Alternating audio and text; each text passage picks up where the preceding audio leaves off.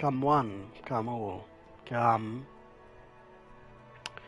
In general, if you're wondering why I'm, currently acting a little bit pissed off at the moment, it's because a number of seconds ago before recording, I sneezed rice.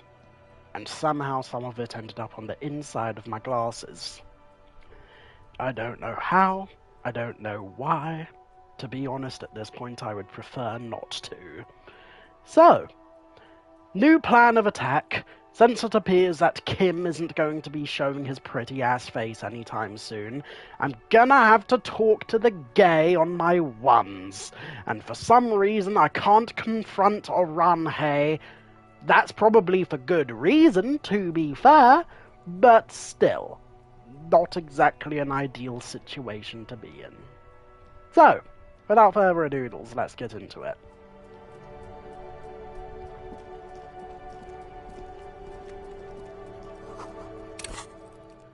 Okay, and let's just double check the toss one more time. Find a government-marked heavy fuel oil and return to the wall. To get to the coast, you need to use the panel to close the water lock. It's been blocked pending repairs, which should be done by Wednesday morning. This will open up a new area in Martinez. Speak to the assault victim. Can't do that on account of reasons. Get 2 signatures for Everett. Well, I've talked to almost everyone in the entire area of this map, and I can't explore more, so never you mind that. Smoke on the balcony. Meet him at 2100. I could do that. Find the gloves. Oh boy, can't go down the coast. Wonder why that's the case. Anyway, getting the hanged man's boots. Well, can't do that anymore on account of Kim has the body. Find one piece of armor. Maybe someday. And moral, again, can't go down the coast. I wonder why. Run the number on the victim's armor. Okay, well, I can't do that. Apparently there was a piercing. Okay, yeah, I have to... Unclear how you should go about finding this tiny piece of belch. Who put the clothes in the trash? Joyce's info on the lynching.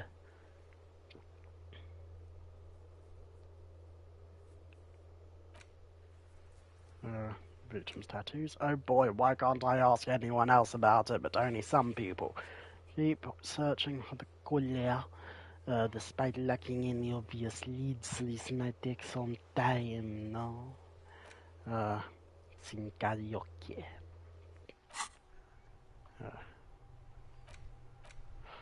I'm looking forward to the time that I get Coach Physical Instrument back in... And you know what? I could lose a couple of encyclopedia points, because it's just trivia for the most part. I don't think I've had, like, a proper, like, difficult encyclopedia check, as far as I can tell. So, yeah. Moving on.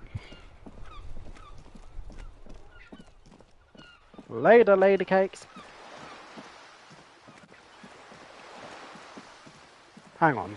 Why am I going the way I'm going? Okay, you know what? Before I do have a chin wag with Miss So-and-so, I think I will, I say Miss So-and-so, the gay one. At least I'm 90% sure he's the gay one. First off, need to blow myself.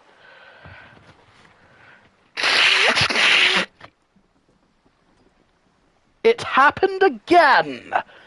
It happened again! I'm not sure if you can see it. How did that get there? How did that get there? Maybe I'm being pursued by the spirits. Perhaps Plaisance was onto something. The ancient Seminese rice demons.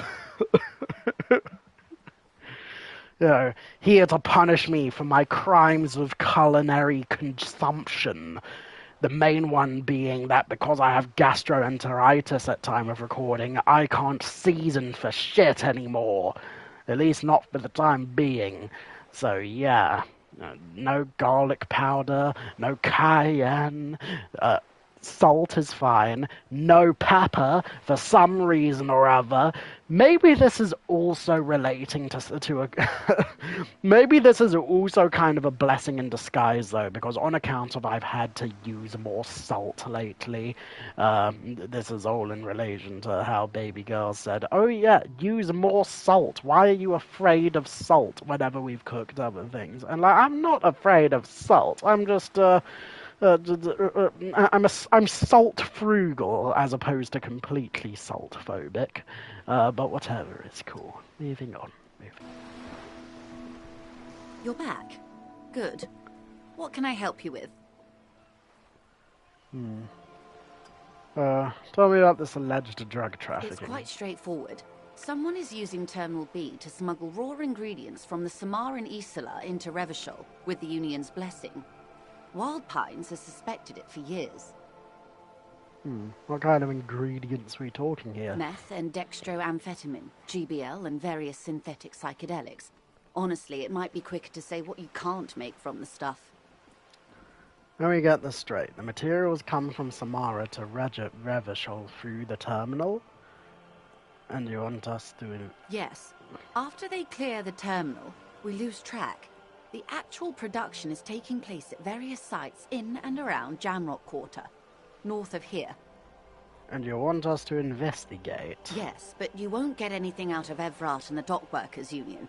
Still, every chain has its weak link. The handoff.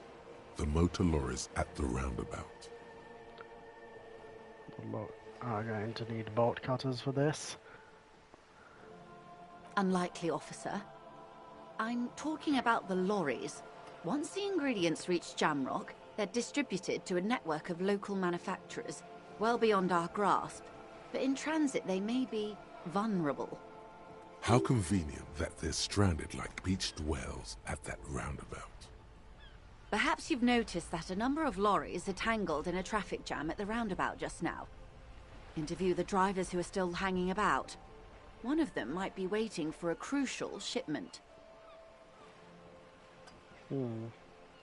Her irises are light green, like the river Esperance in bright daylight, upstream where it's clearer. I'll be explicit. If you find this driver, I will share company secrets with you. Oh, okay, so I don't need to find my badge first. But, no, but I'd still have to do things for her, so yeah.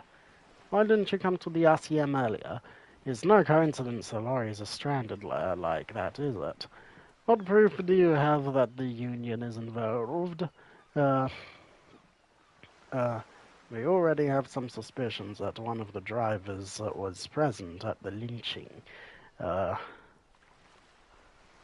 Okay, I've made up my mind about the smuggling investigation.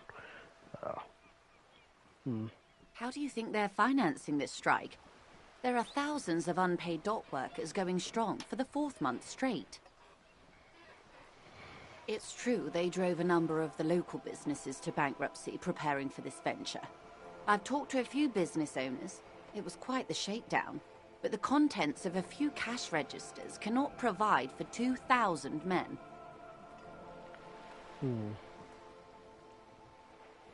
So you think the strike is being funded with source ingredients for drugs? Precisely. Smuggled out of that very gate at night, most likely. Then loaded onto lorries and driven to Jamrock. You simply need to find one driver who will open up to you. It sounds like she tried looking into it herself, though she's clearly not the type your typical lorry man would confide in. Why didn't you come to the Elysium sooner? We did. On more than one occasion. Apparently, there's some sort of inter-precinct disagreement about whose jurisdiction this area falls under. All this talk about jurisdictions is all this talk of jurisdictions is really cramping my style. I just want to get to the bottom of this. Well, here's your chance.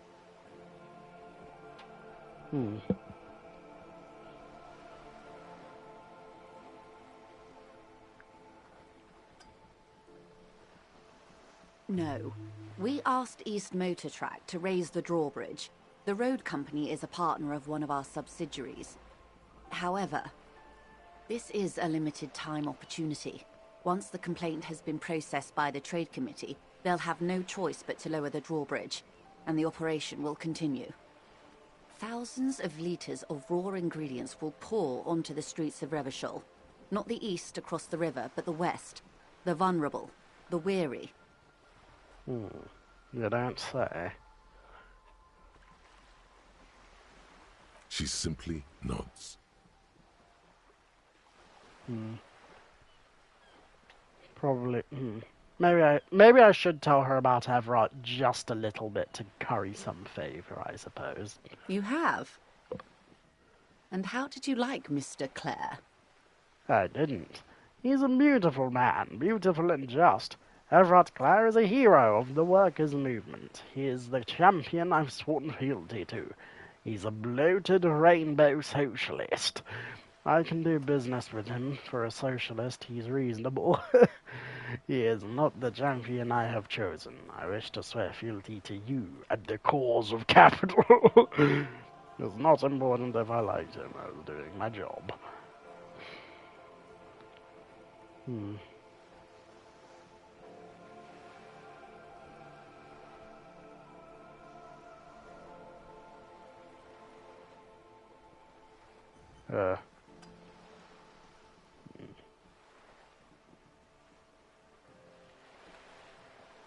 I mean, he's a bad man, but he does do some good things. But he's also doing more bad things that also hurt people. So in a way, he is kind of the lesser of two evils in some ways. Oh, come on now. He has his uses. How else would he have stayed in power all these years? Or wait, actually... Corruption. That's how he's done it. Fantastic, Verne-like corruption, reaching into the bowels of the earth. Of course, I don't expect you to share anything he told you with me. I'm not a Verne myself. But if you felt like passing some information, how could I stop you? Are we not human? Are we not curious to hear another person's take? It's only natural. We would only be gossiping. Ha! I think I see what you're doing here, Maggie T. Intellectually speaking, it would be quite interesting to hear what she has to say about these things. The one you gave me. Would it make things weird if I shared information? I mean... Monsieur Elfard is helping me find my gun. I helped him turn up the heat on the borscht. He asked me to open the door. He asked me to deliver an envelope. I'd rather talk about something else for now, if you don't mind.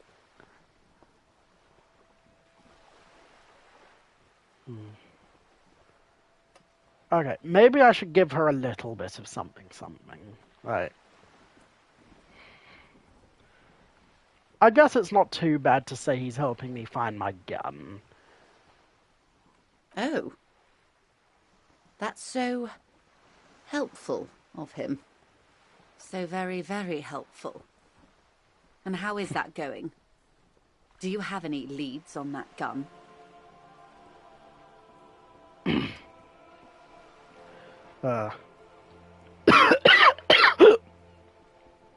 Almost ready to be found. I'm a busy man, Harry. Well, maybe he's not as helpful as you thought then. Is there anything else? Of course, Detective. Should something come up later, down the road? Until then, is there anything I can help you with? Not at the moment, Lady Cakes. Damn shame I can't take a fluffing plier to that chain over there of that one boat. Dear Lord!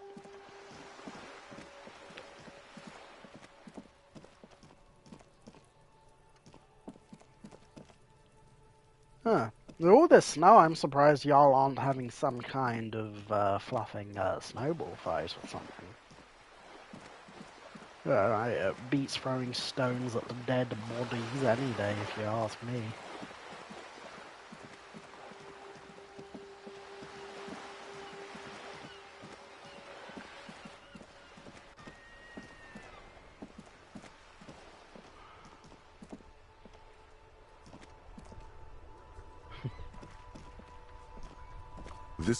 A faint sticker on the side reads, RCM Emergencies Desk number 8102, with a slogan, Mankind, be vigilant.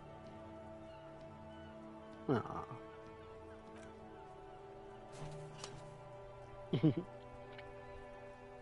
The box seems happy. Eat shit pig, fucked by the coon, and St. G with a crown have been scribbled on it. Jenny is a whore, and best set mailbox also. Been there, post l'avventure de mail collection box. Been there. The mail collection box seems cathartic, thankful even. So do you. You shudder. Then you swallow. I need that.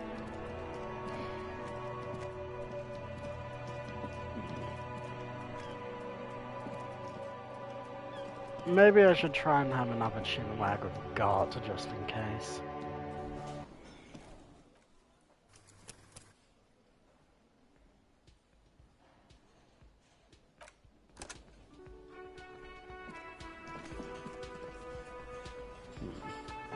But first... I've got nothing to say to you. Why are you wasting your time?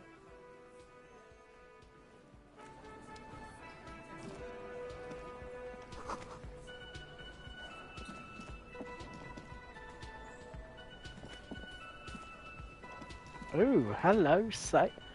Okay, you know what? It's probably for the best that I can't talk to any more hashtag the ladies, I suppose. Kim? Oh. Okay, if that is him, I can't hover over him for some reason, so... I really hope that is not... I mean, of course it's not Kim, he's black! Silly me, silly me. You see a heavy steel door with a prominent dimpled lock. You immediately feel drawn to the color. Blue is for mystery. The cobalt blue surface feels rough to touch. The stainless steel door is flush with its frame on every side. Old cobalt paint, rough on the fingers. 40, 50 years since this was painted maybe. It leads to a side building, adjacent to this one. The old building next to this, half ruined. Whatever is behind it must be older. The door does not budge. The door does not budge. The door stands silent, unmoved by your words. You see a heavy...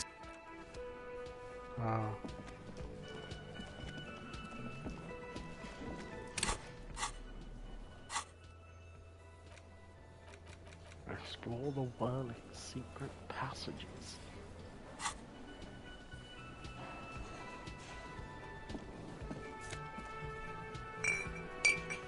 Did I just steal someone's drink? I mean, he's not trying to kill me, so I guess not. Can I help you?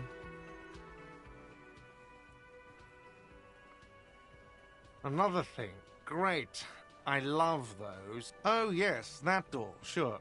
There's nothing mysterious about it. It's just a door. No, I don't have a key. I don't know how to get there. I don't care either. It's not like I've been wondering about it for 10 years. It's just a frit warehouse, probably. Or some boring storage space with a bunch of old junk and dust. Junk and dust. He's attempting to maintain an air of indifference. It's absolutely not convincing.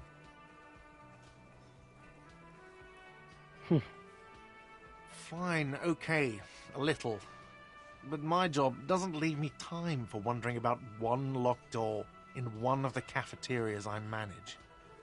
So I haven't opened it. I have cleaned the whole place 100 times over, though, after the animals. And I haven't found a key, so good luck with that. Yes? You're already set for the night. Your door is unlocked.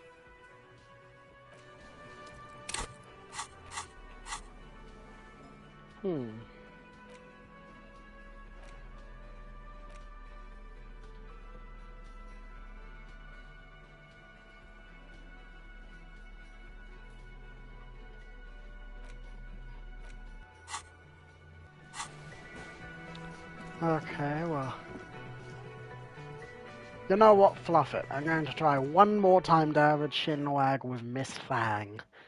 The door is closed. Who is it? Tired. Somewhere, not far from here, the lieutenant is preparing her file. Clausia Amandu, he writes. You realize the detective should be here. For Who is it? tired. Somewhere, not far from... Who is it? Tired. Somewhere, not far... Fine. Be like that.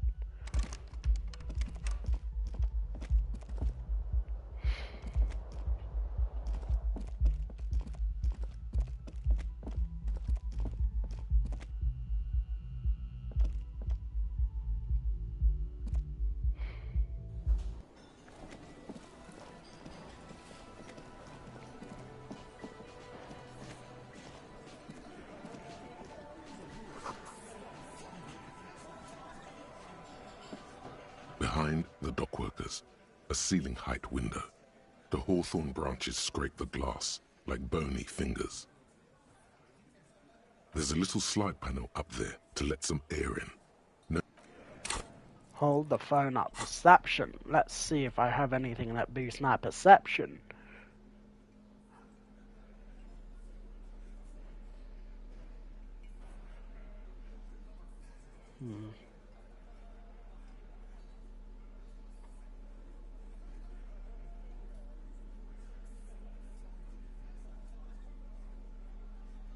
It's the ledger you found in the trash. A cabbage of papers hanging from... It takes about half an hour to piece one together, using the system you've... Some assholes brought their couch outside and hung out on it. In the middle of the street, on the roof, on the hillside by the motorway. You know, at an unexpected location.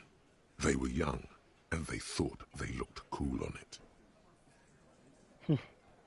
Yes, as you've said here, insufferable rock and roll assholes. Young people are the worst. So anyway, you got a complaint about the damn sofa, or couch, or whatever it was. They were leaving it out in all these unexpected and whimsical locations. They took it to where they also took photos of themselves on it, and smoked cigarettes, and drank coffee because they felt it's intellectual.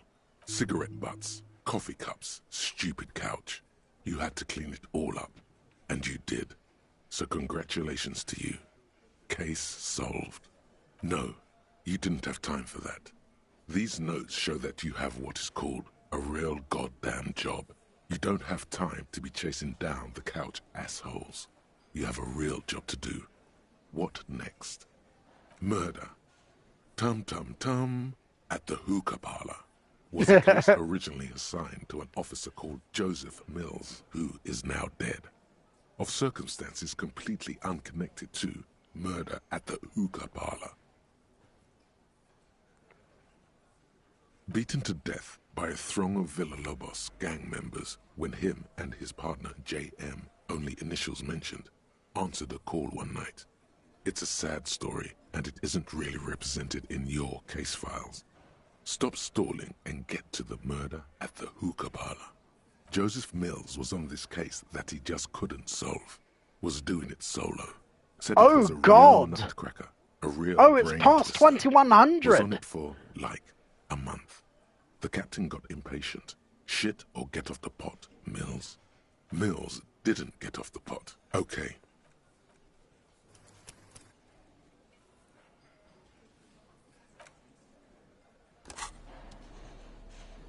Okay, I wasn't expecting time to go by that quickly, my goodness. Okay, hang on.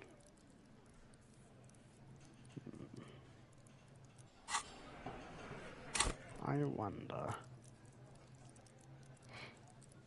I have a theory about my ledger. Okay, let's see. Perception. Okay, 4. So... Still 4.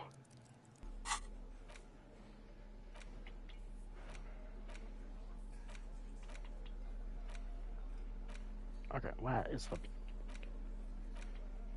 Ah, there it is.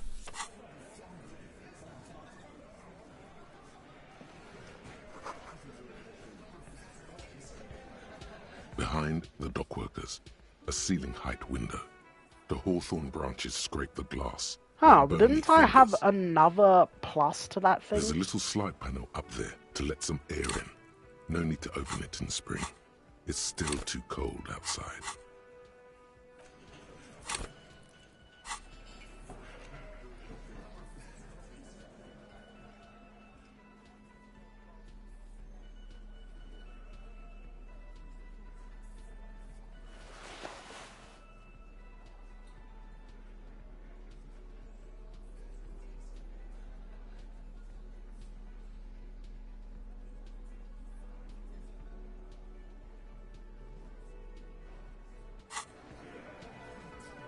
Behind the dockworkers, a ceiling.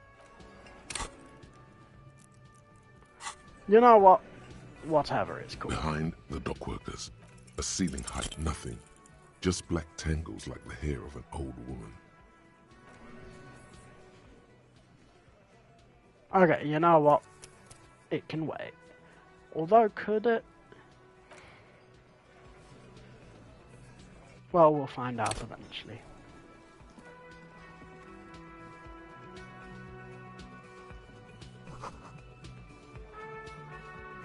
Behind the dockworkers, a ceiling height window. The hawthorn branches scrape the glass like bony fingers. There's a little slide panel up there to let some air in. No need to open.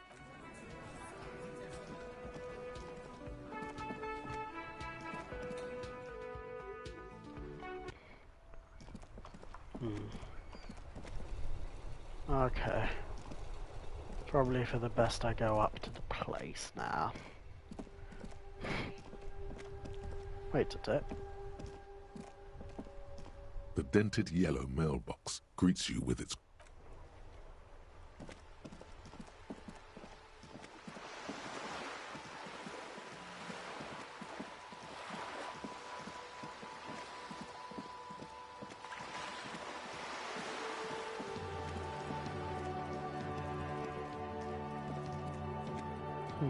Oh yeah, this is the place, yes.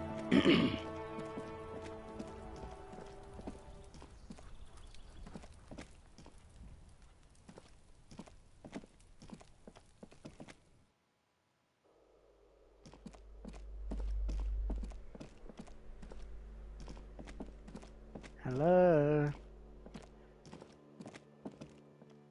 Miss... Why are you gay? Who says I am gay? You are gay.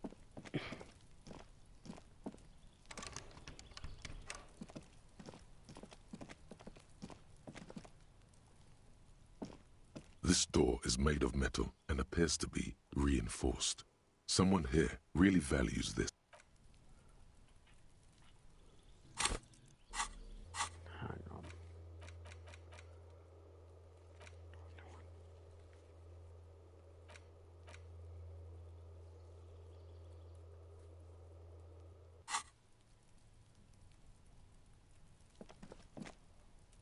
No, let's see what knocking early does.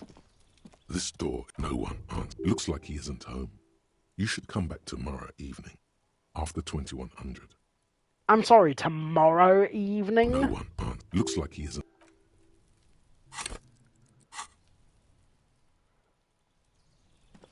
Okay, that's it. I'm going. I'm going down to Clown. Oh wait, no, I don't need to go down to Clown. I just need to interface. Damn it, where is the... Ah! Hang on.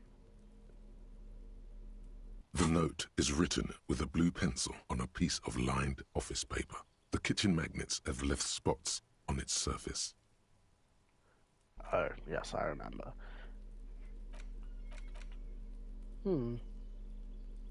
It's the letter you found in the train. It takes about half an hour to... Some assholes brought their cow. Yes, they were leaving it cigarette butts. No, you didn't have time for that. Murder. Beaten to death. Joseph Mills was on this case that he just couldn't solve. 1 moment. Was doing it solo. Said it was a real nutcracker. A real brain twister. Was on it for, like, a month. The captain got impatient. Shit or get off the pot, Mills. Mills didn't get off the pot. Not yet. He kept at it for a couple of weeks more, racking his brains, running with every theory, as outlandish as they seemed. Still couldn't solve the murder at the hookah parlor. Tough case, he said. Toughest he's ever had. No, he was awful. Awful sense of humor, too. The worst jokes you've ever heard. Really rapey.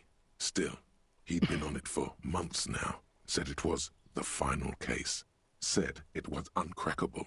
That murderer had vanished into thin air. That goddamn hookah parlor was all he talked about.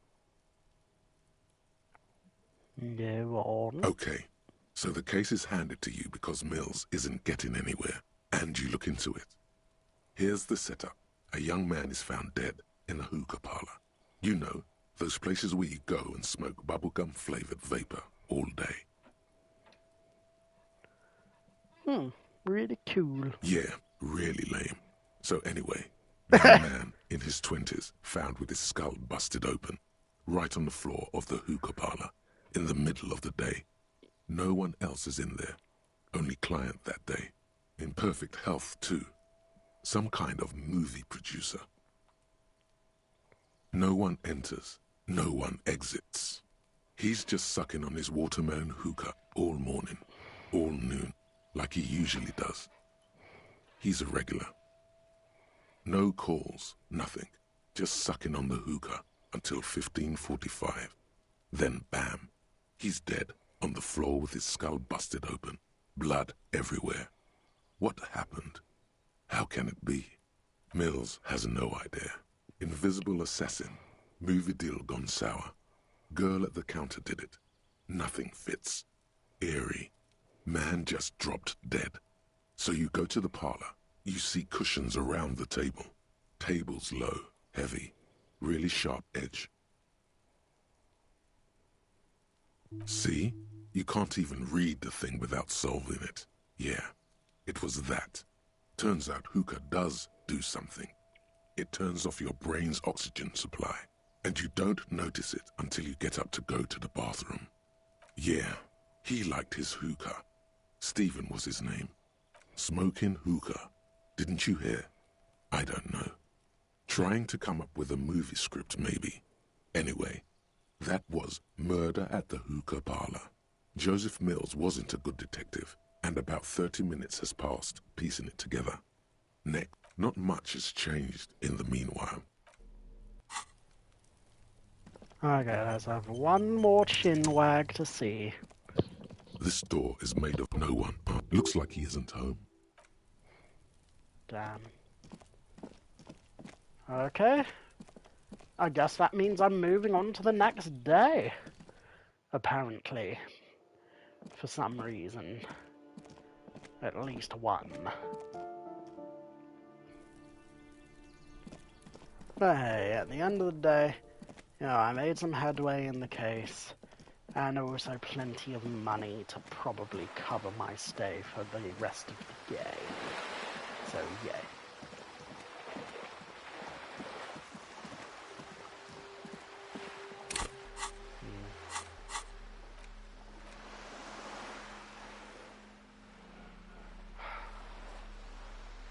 I have 15 real.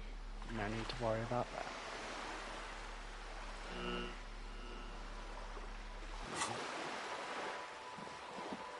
that. Okay, I guess we're moving on down. Or up in areas with malarias.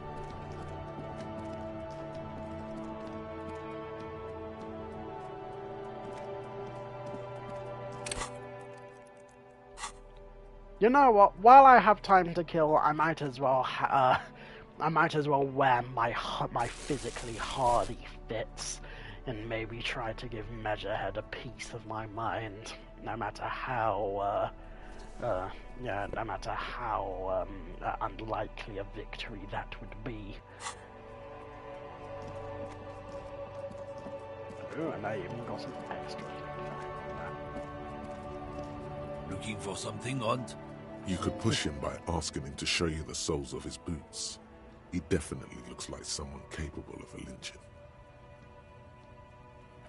No need. Already did the other dudes in. Well, not killed at the very least. For now.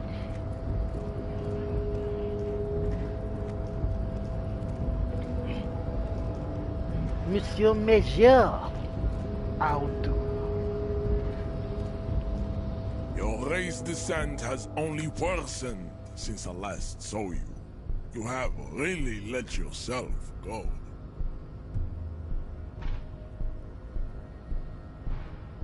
Racists are generally not welcome to Revachol. You hear him, he must think red. I am. The drawings are precise and look true to their pseudo-scientific ambitions. One thing, however, it is not entirely free of throwbacks in the phylogenetic tree. The size of the earlobes is not a real craniometric criteria. Everyone knows this. Your earlobes are flawless, Jean-Luc. Oh yeah, that's another thing. I also heard from the Something Rotten podcast, if your perception stat is high enough, then you can also tell that this lady is also, like, despite being his girlfriend, from one of the unpure Apollo groups, according to him. So yeah, it's very that one Louis Theroux documentary about like the Grand Wizard of the Red Dragon or whatever they're called, the Ku Klux Klan, not the Red Dragon. Jesus, can you tell I've been watching Peacemaker? Yeah, basically that. Like Louis Theroux did a documentary where it was like the Grand Wizard of the KKK. Had a black friend or a Mexican friend just inexplicably for some reason. So yeah. Yes. Sure, I'm not craniometrically superior to you. You exhibit forward projection of the jaw, indicative of schizophrenia and sexual inaccountability. From a purely aesthetic standpoint, the dimple in your jaw makes you look like a baby. This is not craniometry, just an observation. What else is that? It is impossible to see any more of your bone structure. It is covered in the ravages of Al-Ghul. From what remain of your features, I can see fleshy lips, baldness of the head, and long arms relative to lower limbs. This leads me to conclude you are not a police officer. You are a common criminal, an offspring of murderers and sailors from Sur-la-Clé and Vesper, and possibly even the degenerate sheep herders of Ubi. Hey, I have an Ubi mate. He's sure he works for Claire, but he seems like a cool dude. Your racial heritage is uninteresting. It is the same as all Revacholians. Your parents and their parents made the decision to reproduce while under the influence of Al-Ghul. That is the only reason you are here. I am not the first line of defense. I am the last. In addition, these so-called Hardy boys, the Hardy manlets, are on the pay of the company. I answer to the Union alone. And I do this out of race heroism. Finance is an alien concept to the Seminoles. Now leave me be. I must luxuriate in the company of my woman. Find out for yourself, endomorphic blub.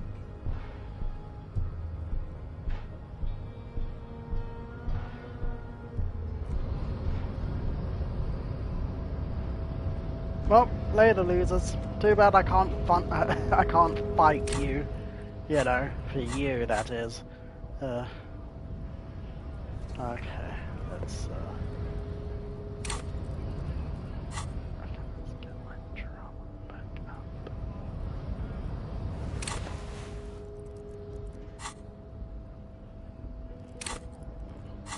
Then again, high logic might be handy in the dandies.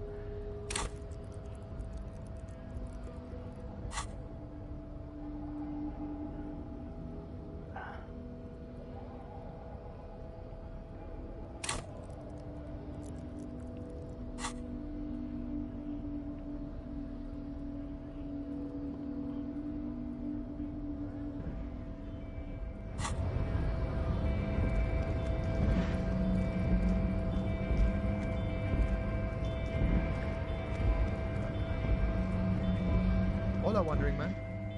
How can I help you? Later, dude. Come on, down the hatch! There we go.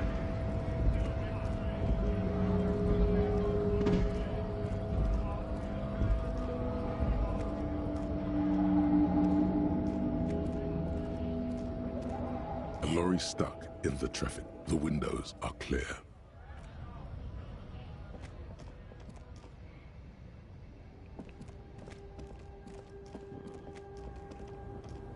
Maybe I should talk to the old lady. I mean, it's not like there's anyone else around here.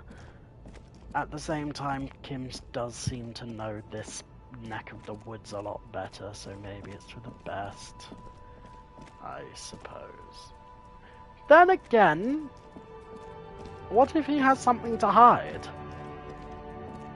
I mean, he may be a cool-ass dude, but what if he does have something to hide?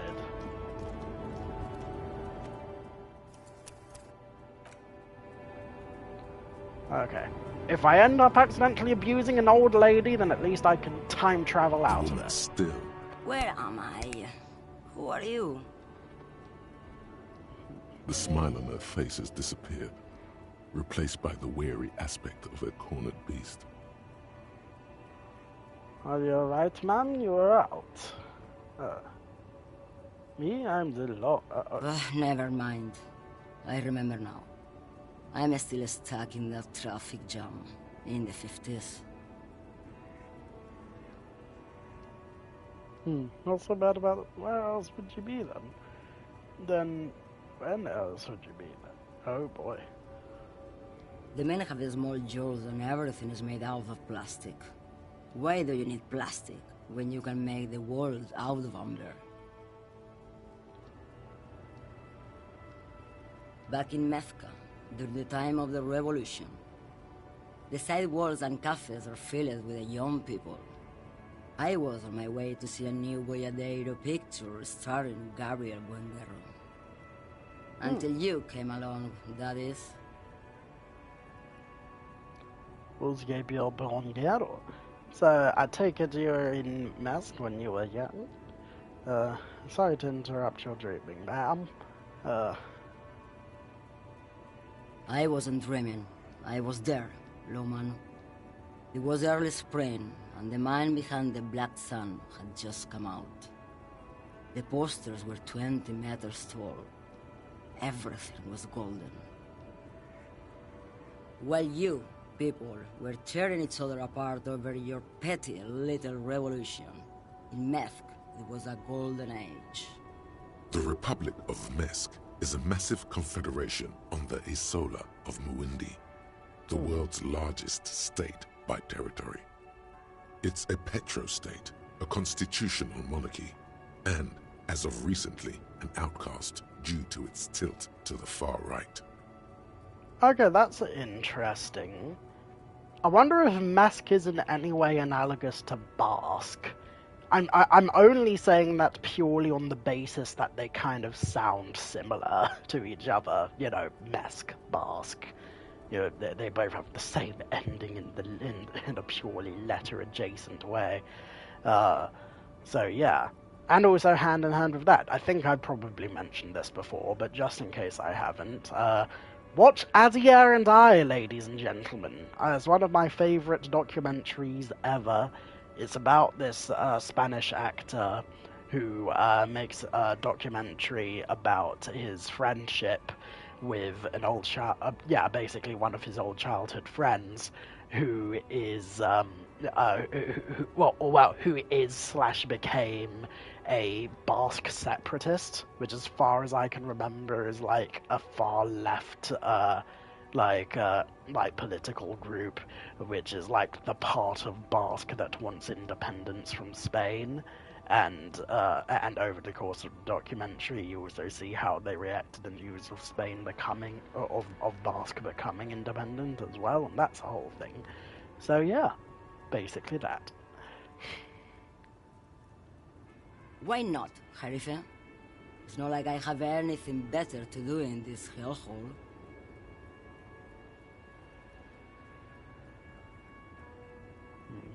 There's something off about this woman.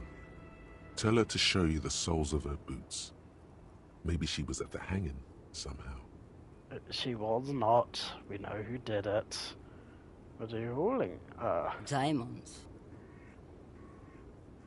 Diamonds, really? Of course not. But wouldn't it be marvelous if I was? Okay, well, what are you really hauling? Whatever stupid things they put in the lorry, I imagine. So you don't know what you're hauling in your own lorry? I quit concerning myself with that a long time ago. Besides, I don't drive the lorry for the cargo, if you know what I mean.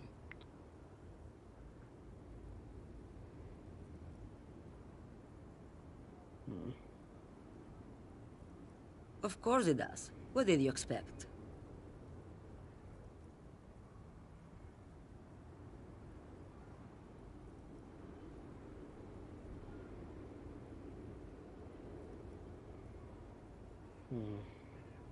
Yes, go.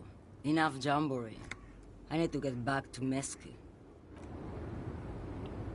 Okay, I don't think I will learn anything from this lady. Maybe I could, but it would be very unlikely. So, I think I will just take Kim for his word. Oh, come on. Ah! Let me through! Okay, fuck it, I'm going around the other way.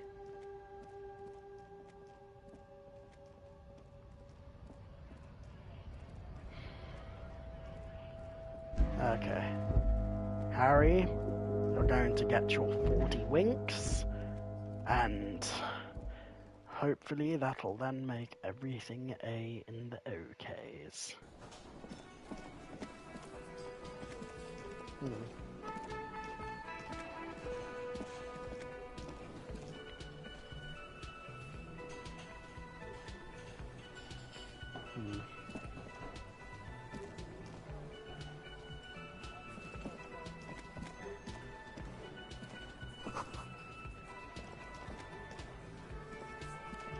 Behind the dockworkers, a ceiling-height window.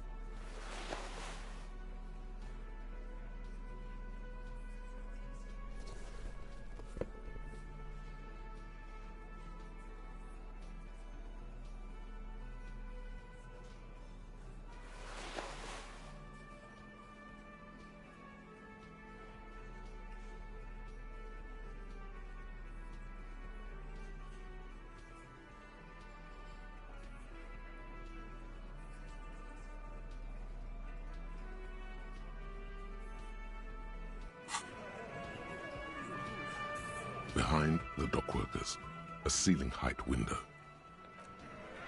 Okay, well, I'm not getting anywhere with that.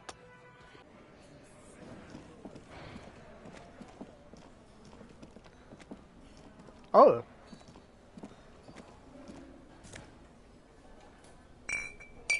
Ah, you got another drink. Oh, hello, dear. I didn't notice you at first. Ah, guess I might as well talk to her a little bit more.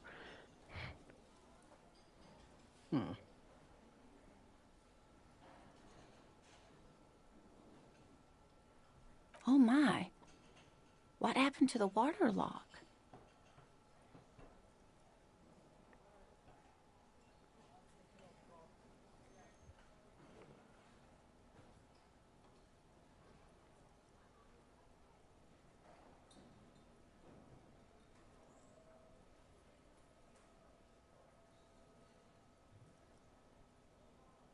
Oh, sweetie.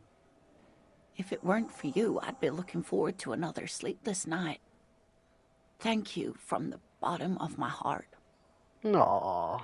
Oh, ain't you a cutie patootie? Listen, sweetie, I hate to ask, but if your investigation happens to take you to the other side of the coast, please do keep an eye out for my husband. And if you see him, let him know Lena is waiting for him here at the Whirling. He gets so tangled up in his work that he may not know the water lock's been repaired. And it's cold out there. Oh, yep. Oh, you're such a dear. Thank you, sweetie. Oh, yes. A zoologist. A cryptozoologist, to be more precise. It's really just a subfield of zoology, one specializing in animal species that are so exceedingly rare that many assume them to be extinct or even fictitious. Ah, so it's giving so it's crypto like cryptid, not crypto as in like Bitcoin. Fair Searching enough. for such species called cryptids is difficult and often thankless, and frankly, many scientists are too lazy to do it. Universities these days are rarely interested in supporting real research. She's completely internalized her husband's struggles. They are her own.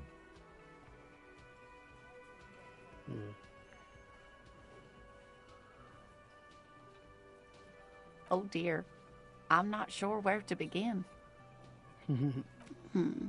Well, his expression is slightly grumpy, but his eyes are always bright and curious, like a small boy's. And his palms are quite coarse from all the field work, but he's quite gentle. It's always a challenge to describe the person you know best in the world.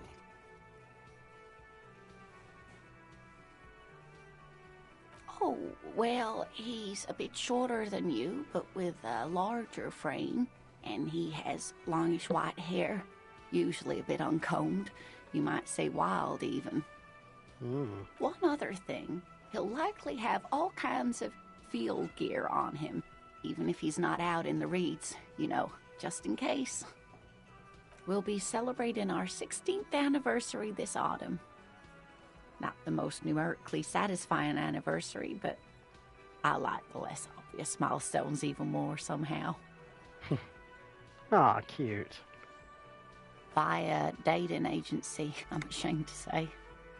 I was looking to get back into the scene after recovering from my accident, and he'd just divorced. We hit it off, and, well, here we are. She's skipping over some important parts. Perhaps you'll find out more later. Oh. I hope I've been useful. Ooh.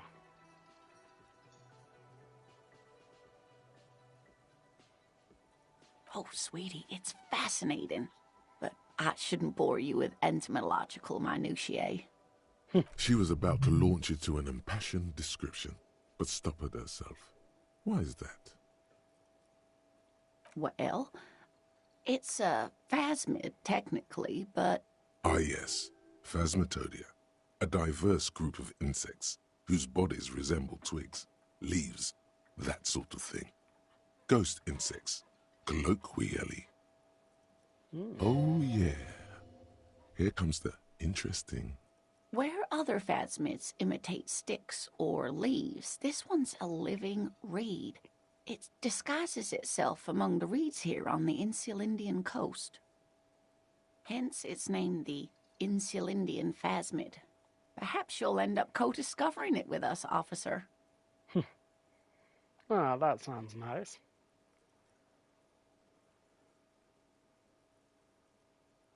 Well, some teenagers making out in the reeds saw one. They didn't know what it was, of course, but there was a brief article in a local newspaper about their encounter with a ghost insect that looks like the reeds. Gary sent us the clipping. Of course, most phasmid sightings turn out to be false alarms, but their description matched the Insulindian phasmid perfectly, and they didn't even know what they were looking at. Enthusiasm has wiped the worry from her face. Her eyes sparkle behind her glasses. I suppose I have something of a personal connection to the Insulindian phasmid. All scientists have their little hobby horses. Not at all. Why else would it hide itself so carefully? Oh, I doubt it. No one gets into cryptozoology for the money, sweetie.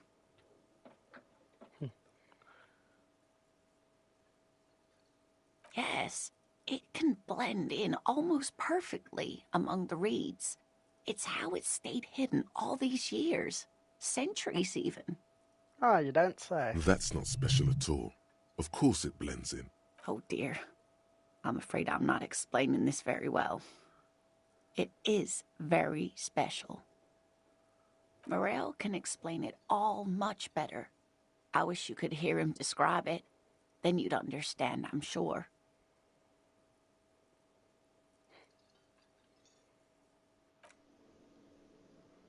Okay. Oh, hold up.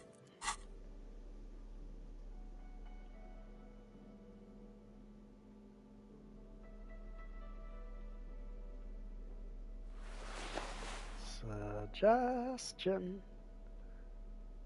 Ah, I could have sworn I had something higher in suggestion.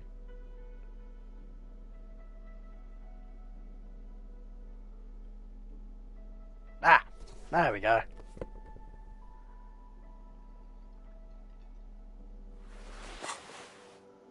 Oh, hello, dear. There you are again.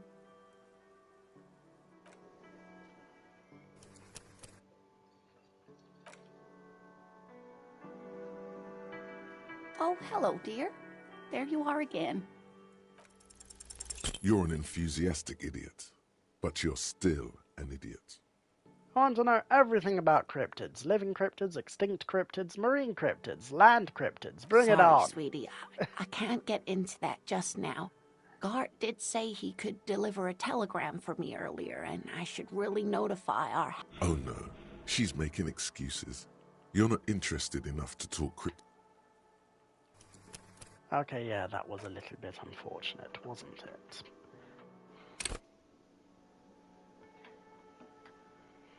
Oh, hello, dear. There you are again. There's really no point in manipulating anyone. She'd be only too pleased to tell you about her work. Go on and ask.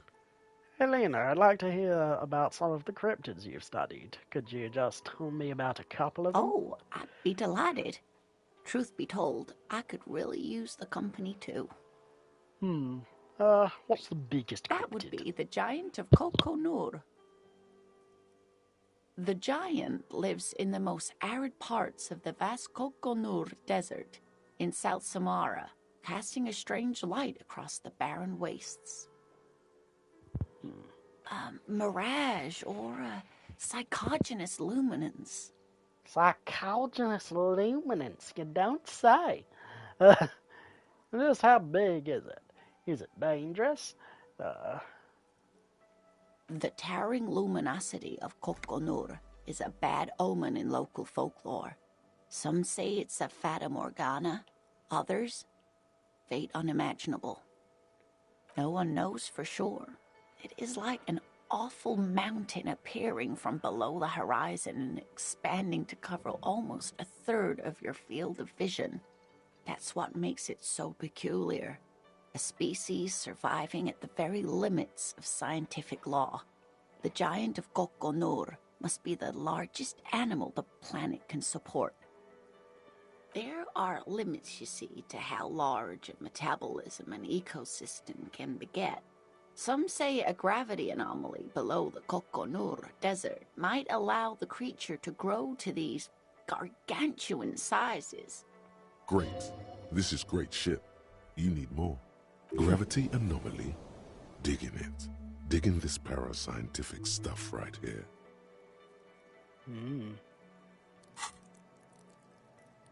Hell yeah.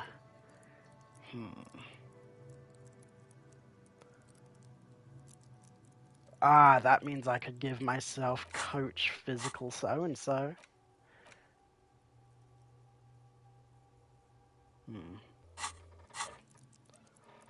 Yeah, I mean, how important is encyclopedia anyway?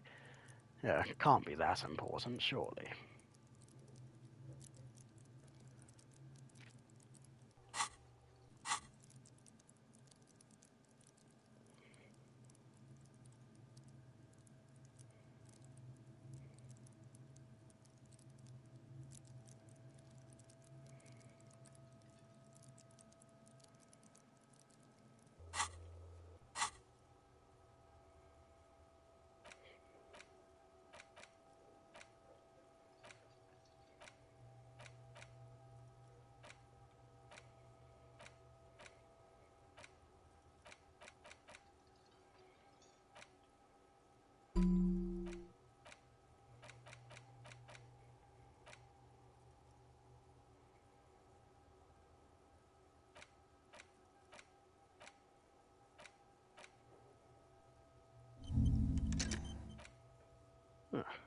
That wasn't too bad now, was it?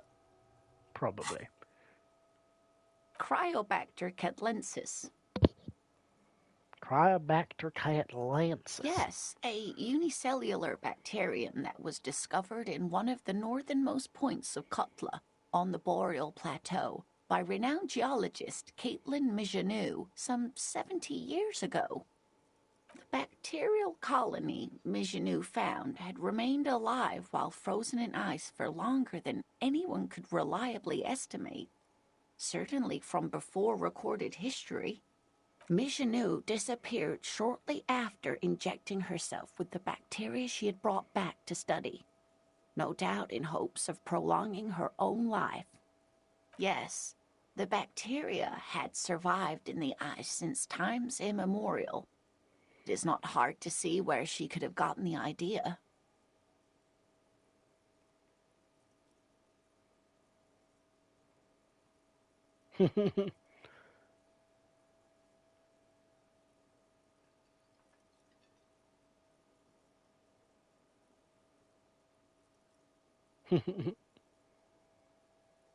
Yes, and she's quite mad, too. After she treated herself with the bacteria, she stopped aging, but also became increasingly eccentric and irascible, so that even her oldest friends were forced to pull away.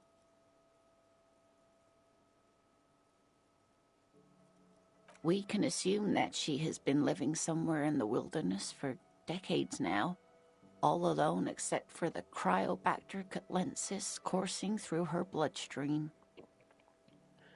Okay, not to keep turning this into Sekiro all the way down, but between the parrying and firearm abilities in Lies of P and whatever other Sekiro-related thing happened in all of these other games that I've played semi-recently, maybe it is Sekiro all the way down. But maybe I'm at the center of a conspiracy theory myself. Anyway. The Gnome of Jeroma. Ooh, that sounds terrifying. Oh, yes. none of its victims survived. Grieving relatives never even found their bodies because the gnome's venom dissolved organic tissue. It was reportedly a small creature with webbed fingers and a protruding forehead and a gangly little thing. Quite scary to look at. A couple of campers found it when it was already dying. They heard an odd wailing in the woods and followed the sound. They were scared and wrapped it in tarpaulin to suffocate it. It still took the gnome of Jeroma an entire day to die. Alas, no. And the first scientist who got his hands on the creature's corpse put it in a jar of formaldehyde, thinking that would detoxify the gnome's venom. Instead, all the venom leaked out of the creature's teeth and into the surrounding liquid, dissolving the creature itself. A poetic end, perhaps, but a real loss for science.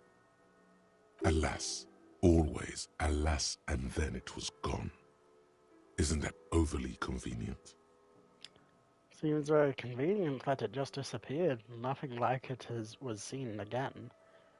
No, it was a perfectly good explanation. Stop being I understand your skepticism, but that's what happens with things that are rare and stand out. Their disappearance is most memorable, and they are least likely to be found again. Are there any invisible cryptids? What an interesting question. And the answer is yes, there are. The Col de Mama d'Aqua, or Thin Whisper of Sound. And that's precisely what it seems to be. Self-replicating sound waves, invisible and intangible. It's very afraid of us, which makes it incredibly difficult to track. Damn. So this is... So you work at the SCP Foundation, I'm assuming. Yeah, either that or you're just, the less crazy kind of conspiracy theorist, I suppose. But whatever, it's cool. As long as she doesn't say anything about the Jews, then then I think we're cool.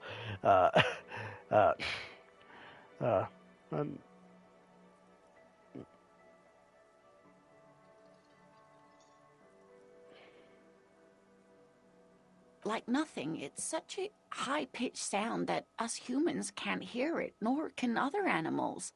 It could be ringing right outside your window and you wouldn't even know it. Could be anywhere. Everywhere, even. Many scientists have asked the same question. Some have claimed that it isn't itself a sound, but a tiny corpuscle that emits sound waves. But there's no evidence to support this theory. Plenty. It's the evidence that led to its discovery. In the 1920s, a group of Areopagite ornithologists, that is, scientists who study birds, were trying out a new recording technology for capturing sounds outside the range of human hearing. When playing back recordings they had made in the foothills of the Ea mountain range, they noticed certain anomalies, patterns that seemed random at first, but on closer examination were consistent with the waveforms of songbirds. The scientists soon discovered they could track and even predict what appeared to be feeding, mating, and migration patterns based on sound waves in a strictly delimited range of ultrasonic frequencies, even higher than those of the highest-pitched bat calls. She transforms, when speaking about these strange animals, into a confident woman. No. They realized that they had discovered a new species and called it the Col de Mama d'Aqua, after the Paracanassian name for the voice of God, which is said to be very silent. They grew quite obsessed with these little birds. Even though they couldn't see them, they could distinguish among individual birds and even began to name some of them. Sequester, Time, Joscan, those are but some of the Mama d'Aqua they followed individually. Okay, so maybe... Okay, oddly, I was expecting the sound-related cryptids to be the most implausible. Oddly enough, I feel like it's looped back around to maybe being the most plausible just because this sounds like some eldritch horror Bloodborne type shenanigans. So yeah, good for you, Lady Cakes.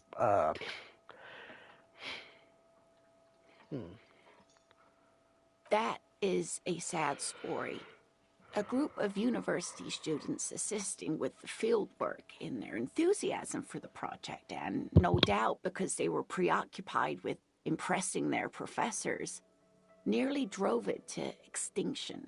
They tried to communicate with it and had no other means but sound. So they started sending out sound waves at frequencies they thought might match the Mamadakwas.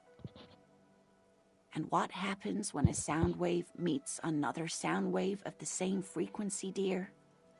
This lady really should be a teacher. She's really good at the explaining things thing.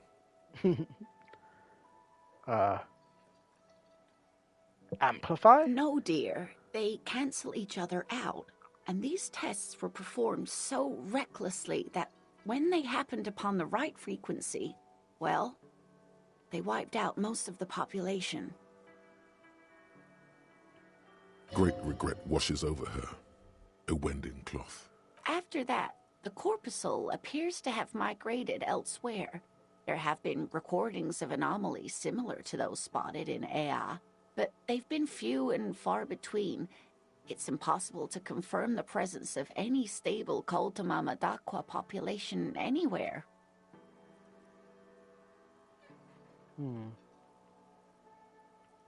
It could be. As I said, it could be everywhere. And we wouldn't know any better. It could be ringing all the days of our lives. And what about what?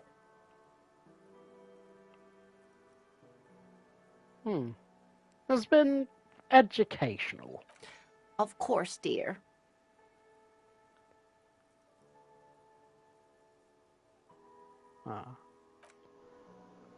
Well, I guess I'll be seeing you later.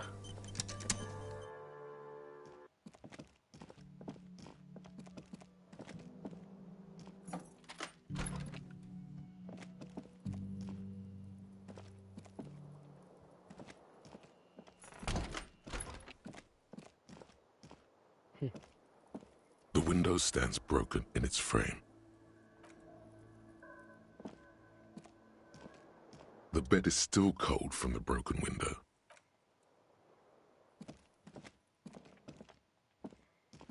A mirror hangs on the bathroom wall. It's barely covered in steam anymore.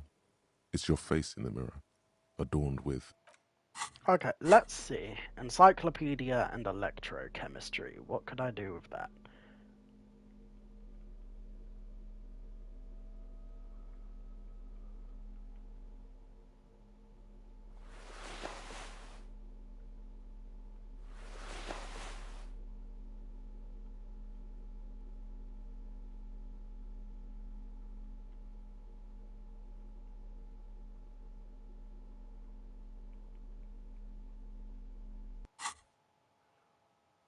A mirror hangs on the bathroom wall. It's barely covered in steam anymore. It's your face in the mirror. Like the rest of you, it comes from a bad place somewhere in the past. That's all you know for now. It's too late. Like an image on film. The expression belongs to your primary motor cortex. It would take a minor neurological miracle for you to cease producing it.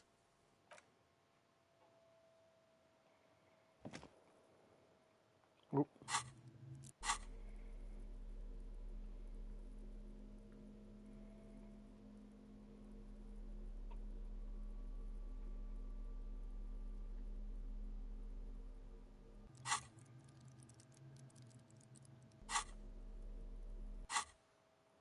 fluff.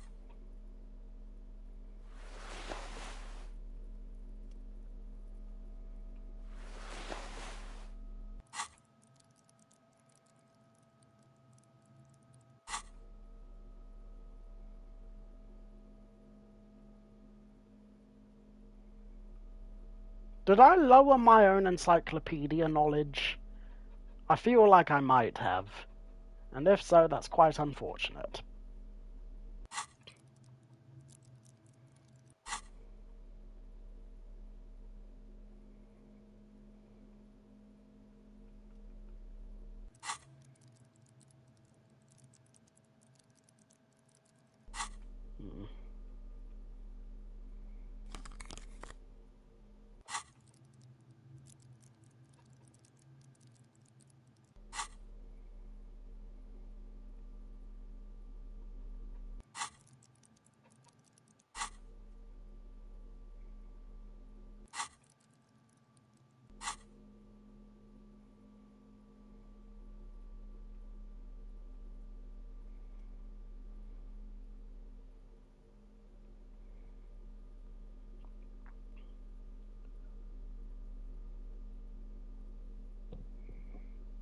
Mm-mm.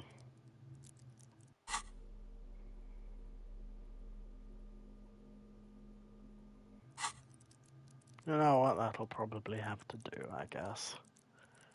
So, yeah.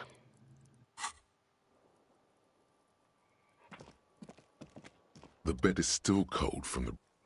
Oh, wait, one more bit to... I guess let's wrap up the day. The Right bed here, is right still now. cold from the wind blowing in from the broken window. The mattress creaks as you close your eyes and try your hardest to fall asleep.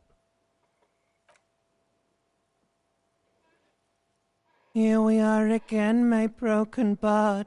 The waves are coming, carrying you away. But you can't go. No, you have to stay. Always half aware of yourself. I'd prefer not to, thank you very much. You're not cooperating, brother man. Why? It's your disgusting body. Even through your sleep, you feel a vague discomfort suffusing it. Your belly and your sides are unpleasantly tender. You wish you could curl up into a fetal ball of safety. But you cannot, because of the pain. That pain in your right side is your enlarged liver, by the way. As for your kidneys, you've really been compounding the damage lately. Every cell in your body is moaning in agony, asking, what did we ever do to you? I'm sorry, cells. It's all me. It's my fault. It's all the system's fault. The system failed me. This body's worthless anyway. No one does anything now. Oh boy. Now, you're finally thinking about something other than yourself. Let's see how far that'll get you. These are my just desserts. I will endure this pain with dignity.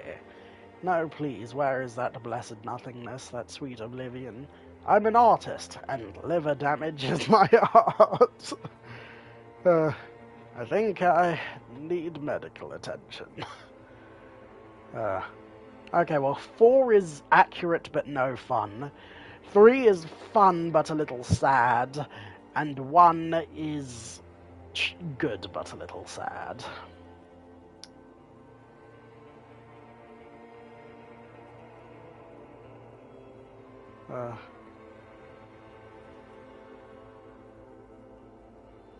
I will endure with dignity. There's no dignity here. Only reflections of your body mass. Flashes of the day. You keep coming back to yourself in the mirror. But why? To admire all your accomplishments? You're just stuck here, in the half-world. Could try looking at other people. Really looking.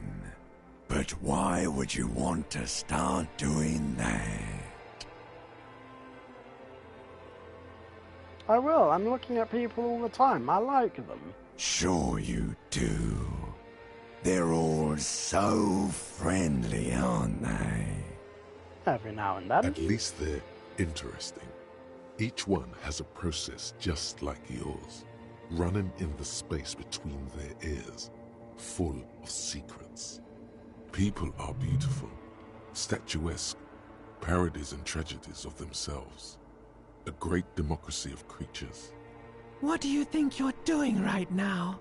Coming to some greater awareness? Look at all these lights, blinking in and out of existence. Thoughts! You're just pretending that you're asleep, even to yourself, while the world goes on without you. Let it. Let it. Oh boy. But it never seems to let you go, does it? Time to rise and wipe that shining sweat off as best you can. Gather your bearings. Rock and roll. Yay! That wasn't ominous at all, I reckon.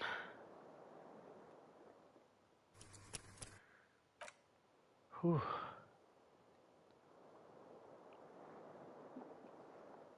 What a palaver.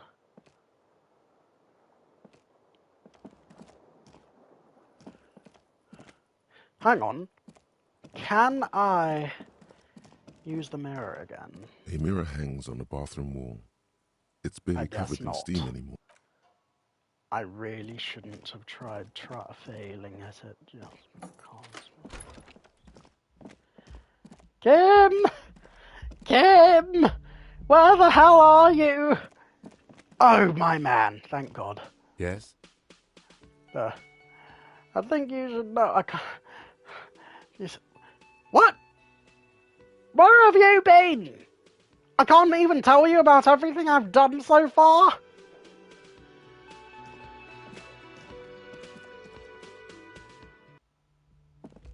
Okay. The door is closed. Who is it? Tired. This is the police. Can we come in? Come on up. The door is open. I'm drying my hair. Sounds like it's coming from upstairs somewhere. You could snoop around before going up. What do you mean from upstairs somewhere? There is no more upstairs from here. There's just a balcony as far as I can tell. Okay, I get it. She's up there. Whatever, it's cool.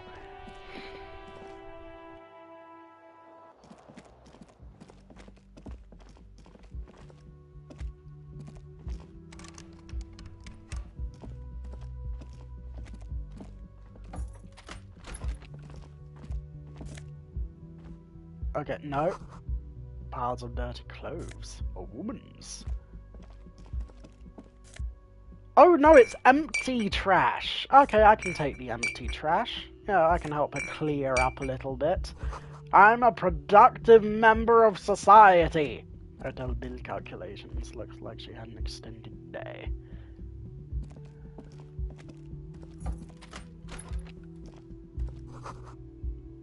See the yard below the This medicine cabinet is full of wares. Sheets of pills, haphazardly stacked, one on top of the other. There's also a toothbrush somewhere in there.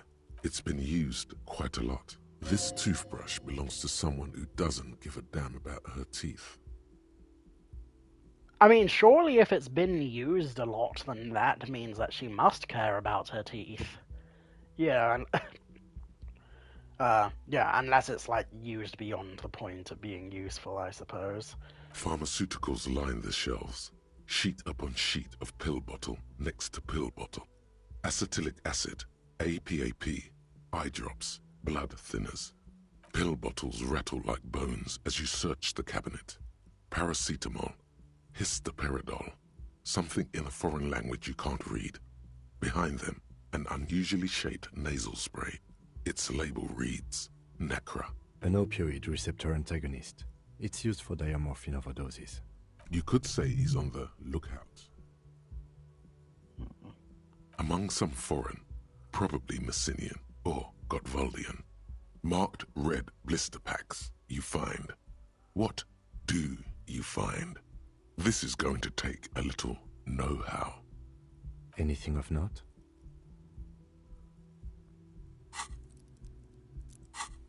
Okay, well, okay. I mean, how much electrochemistry could I give myself anyway? So that's 1, 2...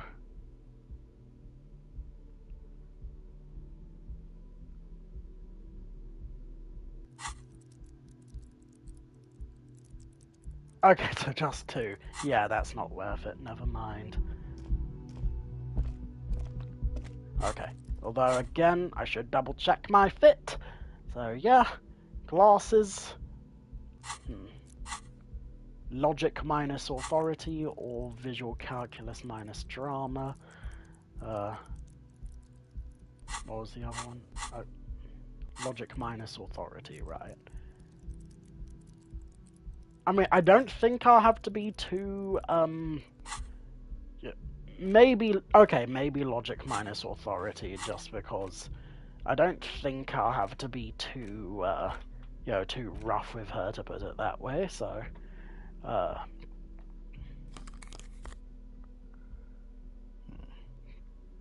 composure minus shivers, or suggestion.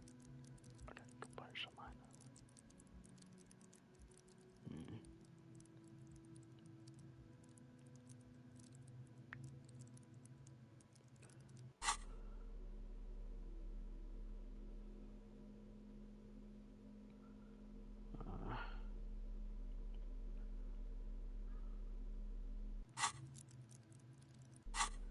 I might not necessarily need to be high in drama for her. You know what? No. This'll probably be fine.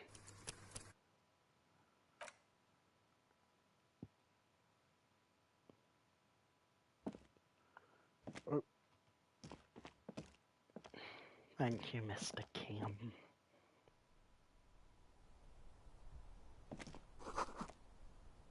The bed has been hastily made. This window is pristine on the inside, unlike the one next to it. Light from the desk lamp reflects off the glass in an untarnished golden halo, smooth as ice. There are spots of mud and rain on the outside, even smudges.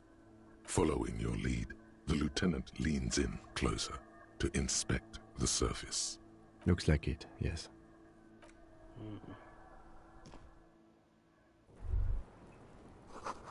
The smell of a cigarette smoke in the air.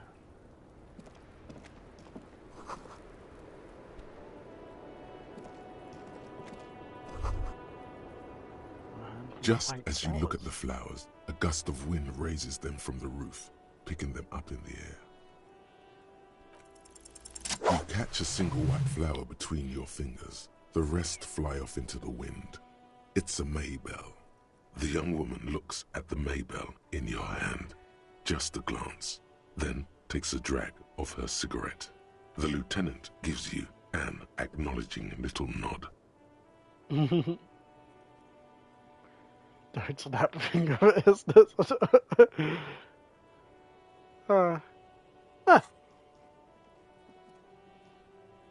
Your 9mm semi-automatic finger pistols make 2 satisfying snaps. Strange for such a small caliber of finger pistol to sound so chunky. The flower in your hand is impressed. So is she. Hell yeah. That's not actually true. She's looking toward the yard and doesn't notice them, which is probably for the best. Because, didn't someone mention she's a rape victim? Okay, never mind. Okay, I was only trying to lighten the mood because I thought that she didn't know that I didn't know that anything bad happened to her. You know. Okay, one moment. Need to pause this up again. Because of reasons.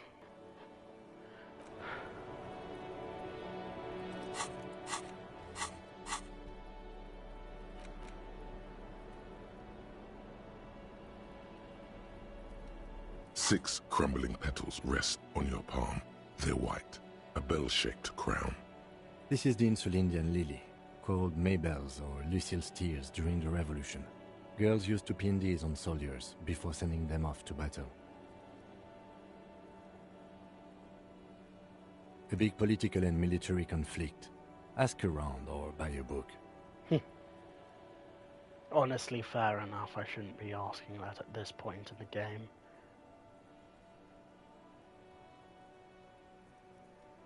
Maybe. Maybe not. We'll see.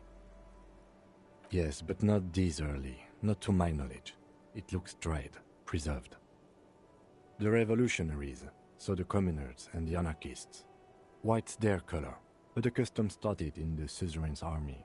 It's about girls and boys more than sides.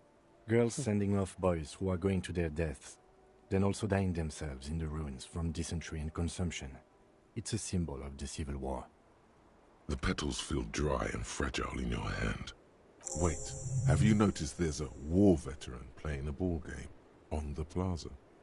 You should... Oh yeah, you don't say. Okay, well... Welcome to the roof.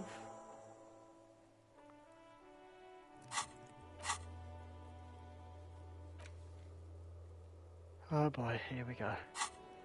I have to be as tasteful as I can be. God damn it, I should have had the other... Okay, no. If I had to do it more tastefully, then damn it. I should have gone for the... Okay, how high? How high? 5. Okay, that's not bad, but I really should have worn the windbreaker for the extra boost. But whatever, it's cool. Her hair is still slick from the shower. I'm sorry for the mess down there. The cleaning lady hasn't come by in days. I'm beginning to wonder if she ever will.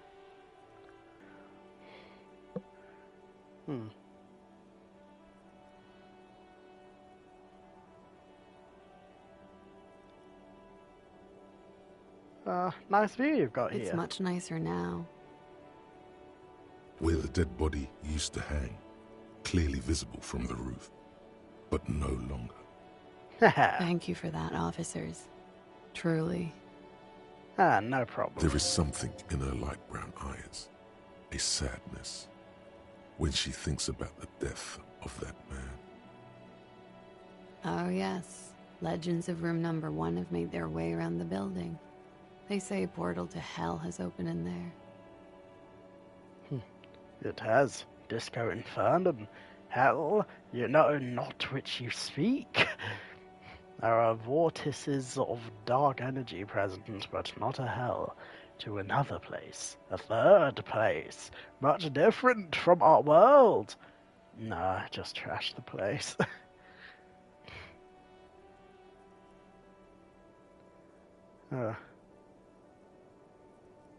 They also say it's why the cleaning lady quit. I'm Kim Kitsuragi. I'm a detective from Precinct 57. I see you've already met my colleague. This does not come as good news to him. Have I ever? This is the one and only superstar cop. He's kind of a big deal around here. Hear that, Kim? I'm a huge deal around here. Kim, I swear I have no idea what she's talking about. Maltese is very lucky. Only 1 in 1,000 Oh, God! Why did I tell her I'm a superstar cop? I can't say anything polite now. Guess we'll just have to roll with it.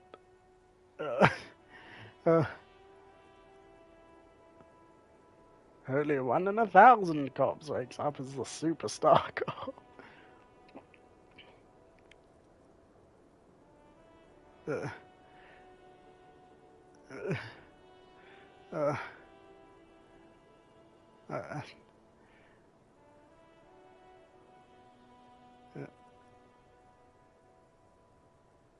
Wow. What brings the Phoenix back to me? Miss, we are investigating the murder of the man down there. The people who put him there have asked us to talk to you. Huh. I see. Be careful. Ask something else first. When you go there, use words like, I hear you have been through something difficult. What's your name, miss, for the record? Clausier Amondou.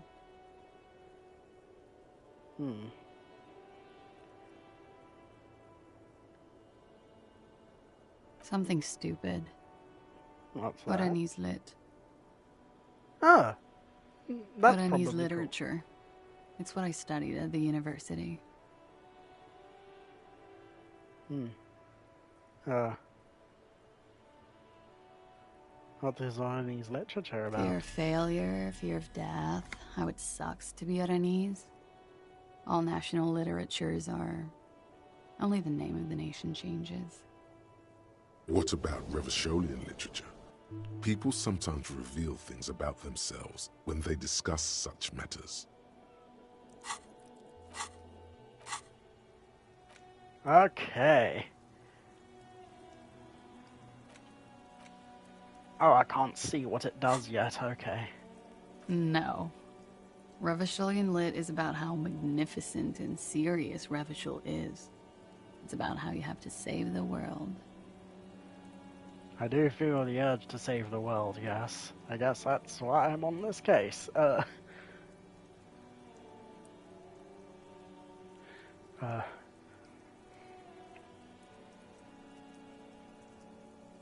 That's the natural state of the Revacholian hero. She seems quite relaxed for a victim of assault. But, of course, what seems should not be your priority. Where are you from? Vredefort, Republic of Oranje. A bad memory, officer. Understood It's this. the past. People can't go back to the past. Thankfully, it's implied. How old are I'm you? 28.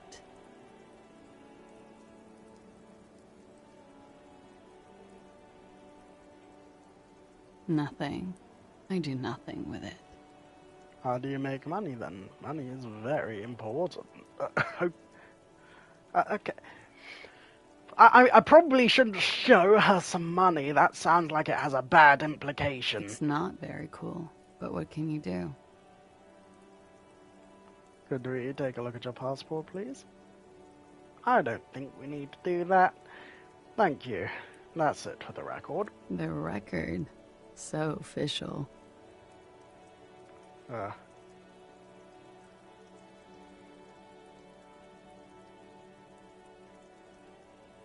Oh boy.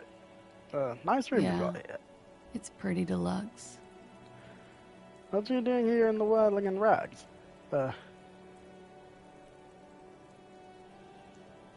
I'm wintering. How long have you been staying here? About 4 months. I came in November.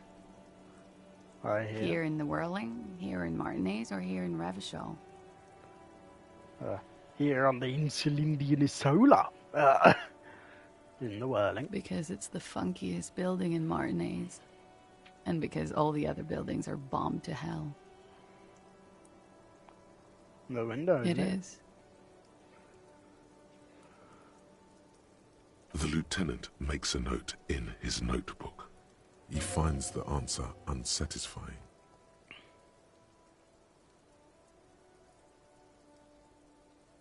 Okay. Watching herself reflected in the bedroom window, tall and sparkling and draped in smoke.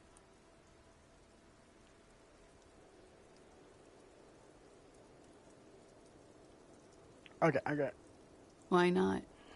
I'll be here until 11 p.m. Drinking coffee, most likely. Coach physical instrument. Wait, how did you know all those hammer throw techniques? How do you know how to hold a discus? Or the world youth record in discus? Something doesn't add up here. This mushy thing between your ears didn't know the name of the city you're in, but it comes loaded with trivia about the correct chin position of a shot-put ball. Could it be that? Shut up, namby-pamby. This train of thought ends abruptly. It's leg day. Straighten your rhombus muscle. It's shirts versus skins. Take your shirt off, Namby. Your skins. Hilarious, truly.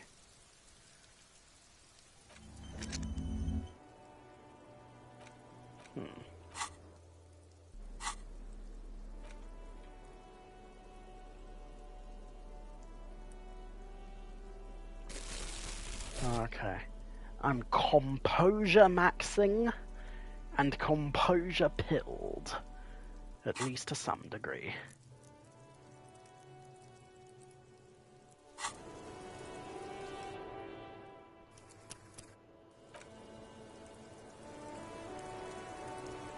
Officer, what brings you up here in the rain? Yes, you're just one room away. Very personal. Good. Yes. This means she could have heard something. Like what you were doing before you blacked out.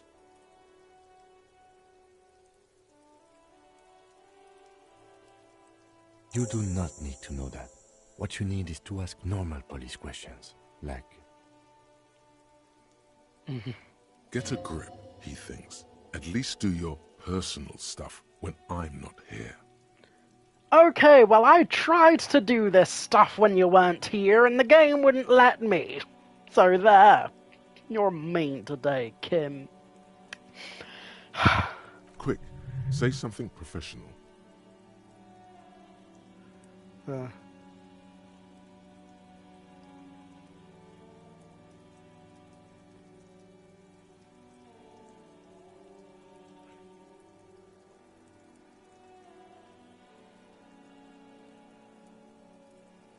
Yeah?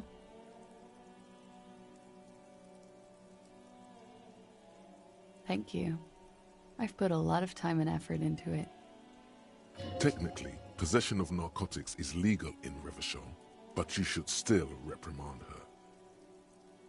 Not really. If it's legal, then I don't see why I should. No, don't listen to the stiff. Be cool.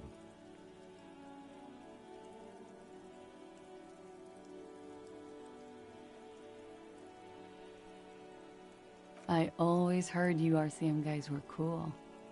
You are. Ah, I should certainly hope so. All right.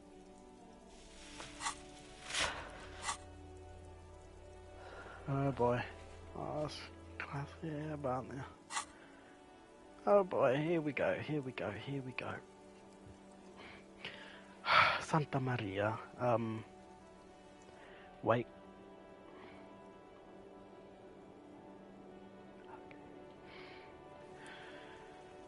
They tell us you've been through something difficult, miss. Something difficult? I've been through at least half a dozen difficult things. Which one do you mean? Were you sexually assaulted, miss? By sexually assaulted, you mean raped? Yes. It's a bit early in the morning for raped, isn't it? I suppose. Hey, in my defense, I tried to do this yesterday evening, but someone had to turn in some evidence about the body.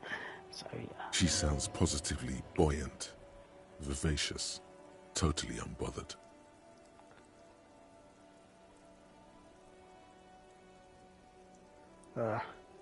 It's not that early.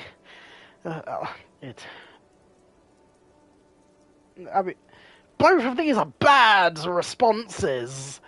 But I suppose this is slightly less bad. Yeah. I'm gonna go with not raped. I can't say that stuff about him. Tell them it's not my style. They'll have to, you know, if they want to jazz up the charges, they'll have to get someone more, rapeable.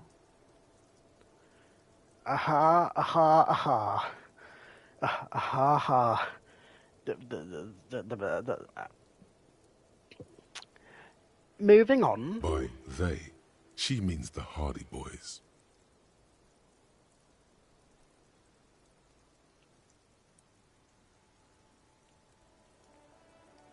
Are you saying that you were asked to tell us you were assaulted?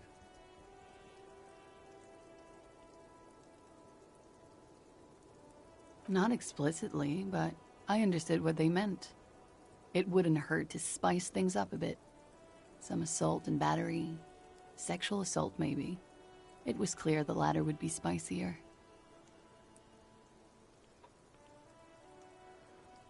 Are you sure?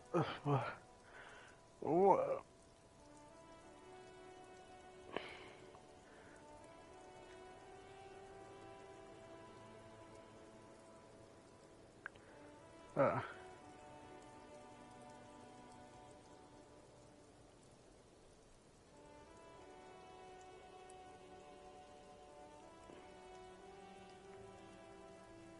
Pretty much. Warming them. Okay.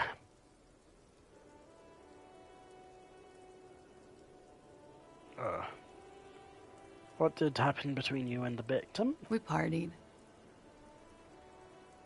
You mean like a birthday party? What?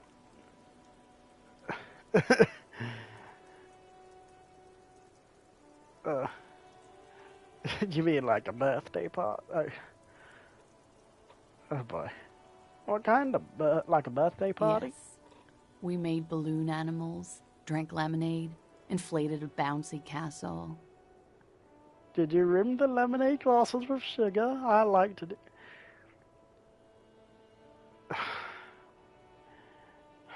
You're being sarcastic. I'm taking this seriously. It's not, sir. We drank alcohol, a lot of it. We had that effect on each other. Made each other drink harder. What else? Stimulants. Speed also has that effect, making you drink harder. And then drinking harder makes you do more speed. It's quite the combination. We also had sex.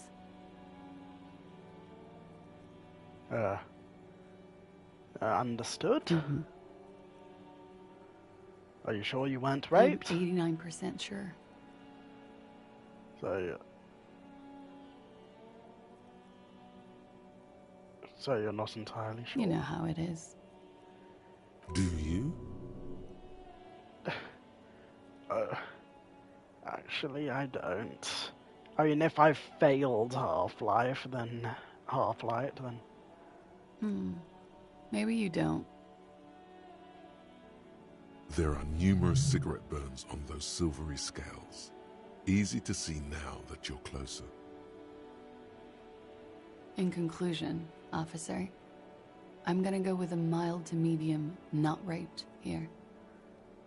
Okay. Maybe I should have had one of those newfangled Half-Light clothes, I guess. Maybe that would have helped. No one deserves to be... It's a serious matter.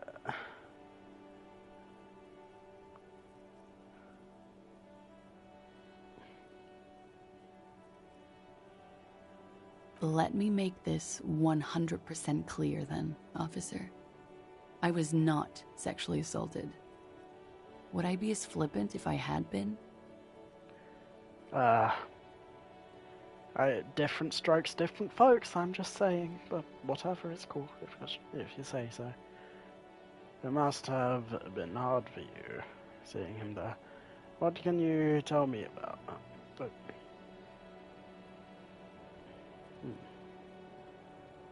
What did they hang him for if not rape? He had something to do with the strike. One has been roiling since I got here. Rotten timing. But you probably know all about it. More than you'd think, but also not as much as I should. And his role in this strike was what? I think he was in a security detail. He was ex-military, worked for Wild Pines, and against the Union. We didn't discuss work much, if you know what I mean. But I understood it was dangerous. And they lynched him for it? She nods.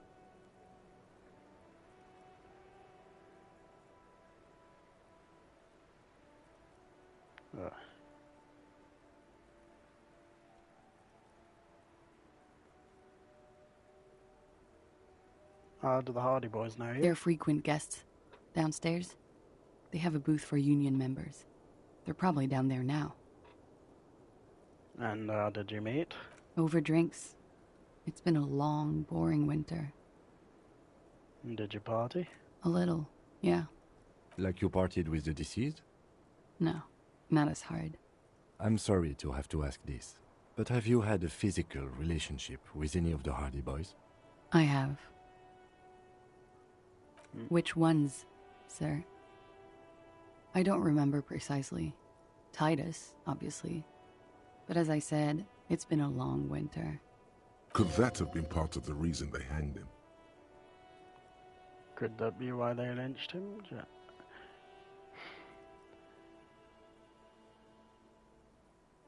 Okay, no. Don't be tactful. She doesn't care.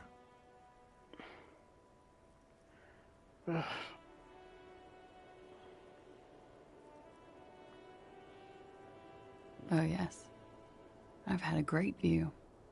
From the roof, out of the bathroom window, in my dreams. You called us, the RCM. Yes. Jackpot. Well, this changes things a little bit. I mean, it's fine. It's fine. Better late than never, I suppose. I made it. And I would appreciate it if you didn't tell everyone. In Martinez, they call it snitching. Righty-tighty. Reporting crimes is confidential in Ravachol, miss. But snitching and what? Because I couldn't handle it anymore. None of these people called. He just kept hanging there. Then they started stripping him. Tearing off his armor. Demeaning him. Throwing rocks at him. I didn't exactly disguise it. I just muffled the mic and nicked the landline a little. No!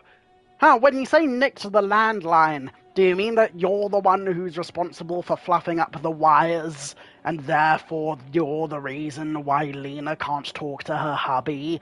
Because that's, or, well, not talk to her hubby, it's contact the people who are house-sitting for her. If so, then that's quite bad. With nail clippers. And I diverted some radio fuzz into it. Into the cold wire.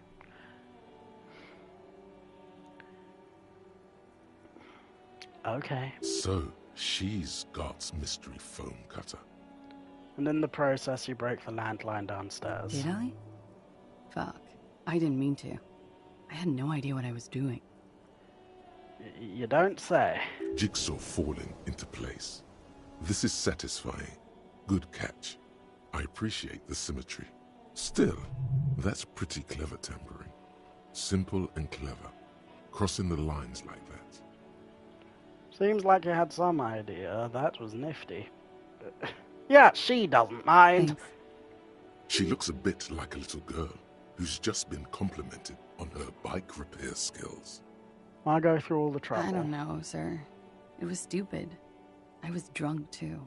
I was probably afraid the union was listening in. Locals say they have ears in the wires. Okay, little suspicious that you were able to do something so complex while drunk, but whatever, it's cool. Thank you for making the call, miss. It was the right thing to do. I didn't want to, sir. But if I hadn't, he'd still be hanging there. I'm sorry, I can't do it. Not right now. Later, maybe. I keep seeing him. Like he is now. I can't talk about his... I don't know... hair. Ooh. Okay, so maybe emotions were involved. I know it's difficult, miss. We can return to it later. She meant she sees him in her dreams. You have? Not like I do, I imagine.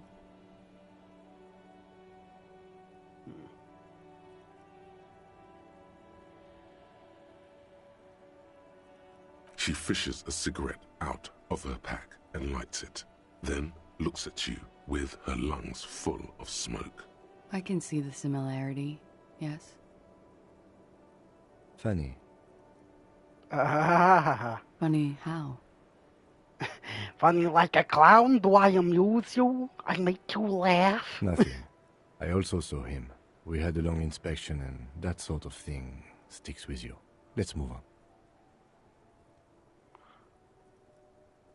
Thank you for telling us all this, miss. She breathes a silvery sigh of relief and weariness. The air on the roof feels humid. Should we head by downstairs, officer? We may have things to discuss there.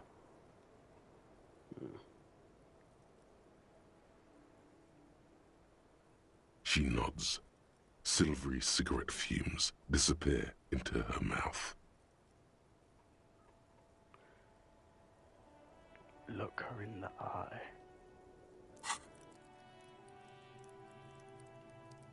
How? Volition, volition, volition. Okay, it's not great, but there's room for improvement.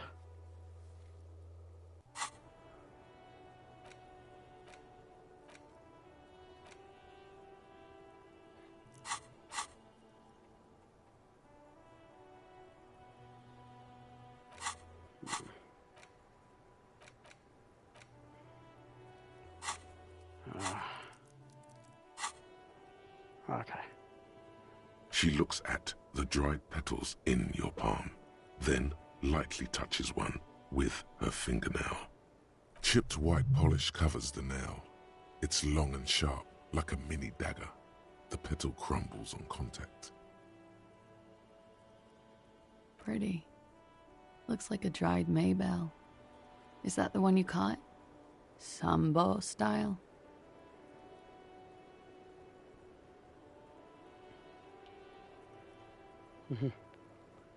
Is that a reference to Sambo? A martial art, sir. Oh, Is that it? Samurai boxing, or Sambo, graceful martial arts stuff. Sambo style implies stealth and cool. Why was there a flower on the roof? I don't know, officer. Because of the wind?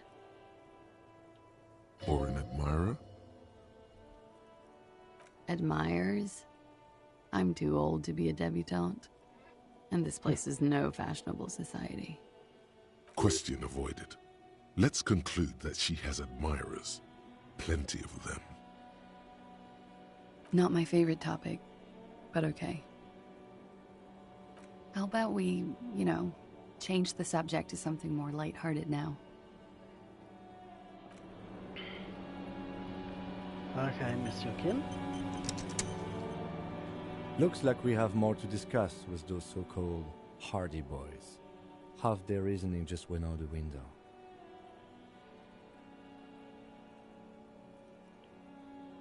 Nothing will make them respect the RCM, but it will disrupt the game they prepared for us. We just stripped off one layer of whatever it is. Her decision to not corroborate their story was definitely not part of the plan. Why did she tell us all that? What else could she have done? Lie? She saw there was no way to lie and get away with it. If not you, then me. It was a smart move from her.